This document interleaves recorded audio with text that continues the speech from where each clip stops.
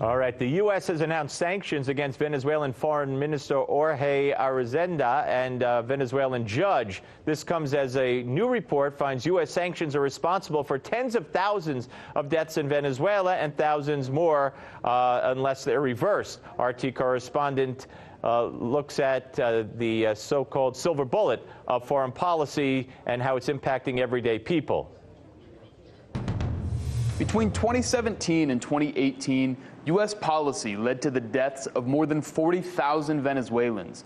The U.S. military didn't fire a single shot or drop a bomb. How did they do it? Economic sanctions. That's according to a new study by the Center for Economic and Policy Research. U.S. policymakers have long said the sanctions only target the regime, not the people. Today we are announcing additional sanctions against the repressive regime, targeting Maduro's inner circle and close advisors.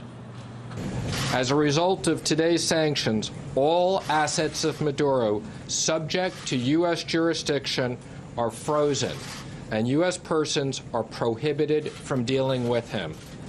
But in Venezuela, these sanctions, one round more crushing than the last, haven't managed to oust Maduro. What they have done?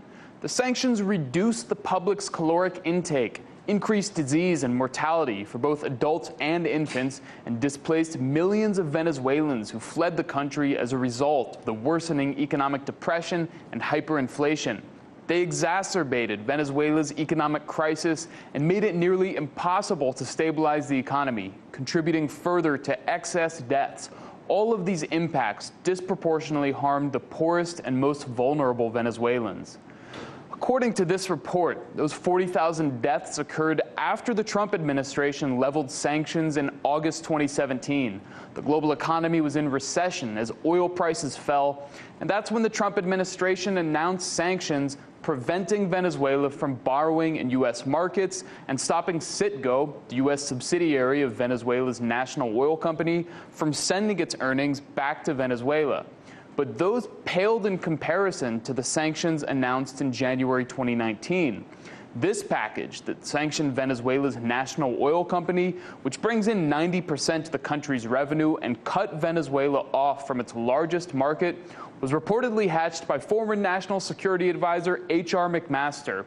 It's long been referred to in U.S. policymaking circles as the nuclear option, a reference to the weapons that killed some 200,000 Japanese in World War II. Plus, there's a whopping 43 rounds of sanctions on top of those.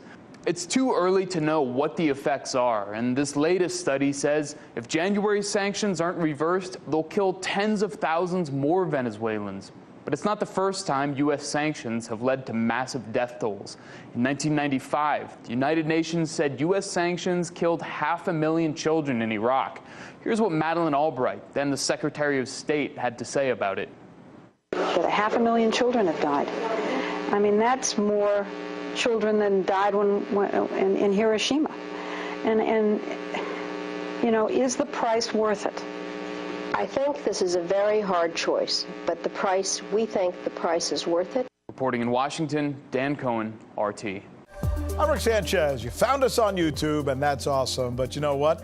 I'm also live every night at 7 and 8 p.m. Eastern on DirecTV and Dish and cable and satellite, the RT app, and Pluto TV. I'll see you there.